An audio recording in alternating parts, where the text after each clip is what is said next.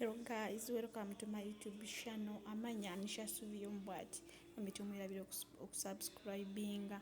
Wado okimanyi nti Phoebe yiga yamulina sawa zino asa kayima ayina byabagamba. Manya ndi mujasi wa malaika iwa kukugoberera mpaka ku. Obadde okimanyi nti ebbanga eddene lyoberera mu relationship ne bamala ne bakusuulawo ne bakumenya omutima era lyebbanga lye limu lyogenda okubeerera mu heartbroken obanga onyiga ebiwundu by'obukyawe so nga ate bw'oba obadde mu relationship y'akaseera katono ne bakusuulawo era ebiwundu ebyo bigenda kutwala akadde katono omale owone ngamba gwa kikinala ali mu laavu essaawa eno.